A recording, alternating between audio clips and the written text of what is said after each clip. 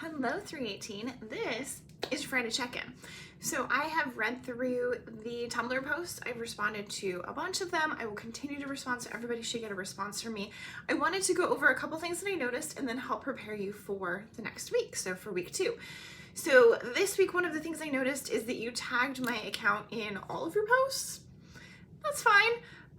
But moving forward, just tag me in the posts where you're asking a specific question. So the Thursday check-in posts are the only post that I need you to tag me on. The original posts and the peer replies, don't tag me. You don't need to. If you have more than one question, tag me in the multiple questions. That's totally fine. You just don't need to tag me on everything. If you do, it's not a huge deal. It's just, that's too much tagging of me and not enough of the class. So focus on the class for the original post, because that's where you're building your peer conversation, and that's where your peers are stepping in to offer suggestions or to offer help or to offer, shared definitions and shared understanding and shared growth as learners. So make sure that that is not just focused on my handle, because I don't want that to keep your peers from responding to you in that space or specifically on those posts. Number 2, a lot of you raised the question of, I want to learn how to be the perfect web writer or be, understand web writing. So I want to make it clear, and you're going to see this in week 2, especially in the book that we're going to read. I did write the book, but it's free. There's no one way to write ever, anywhere. Even in academia, let's be honest. I study digital rhetoric. I do a lot with, you're seeing Tumblr in this particular class, and then I do a lot with curricular design related to integrating social media into it.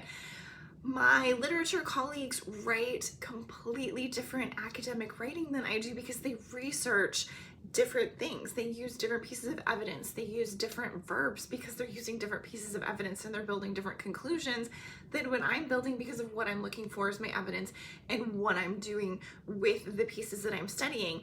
And that's just one department. That's like one floor of Macumsey. That's, not even accounting for all of the different disciplines and subdisciplines that exist on campus.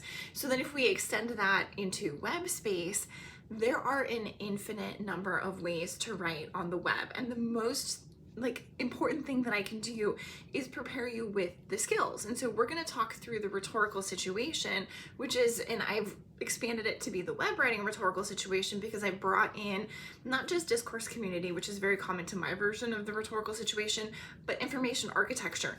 What is it about the context, the tools that are provided, the ways that users are interacting in it that helps us see or helps us miss certain pieces of information?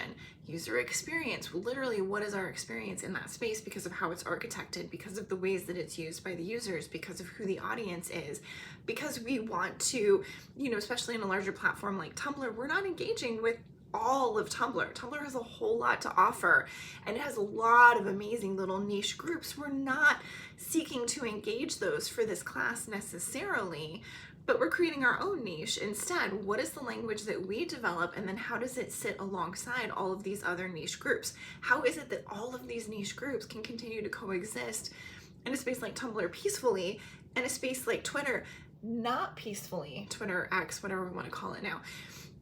Facebook is going completely, quite honestly, to the advertisers. And so why do each of these exist in that way? So we're really starting to get into a mix of, and the ways that text impacts context and context impacts text.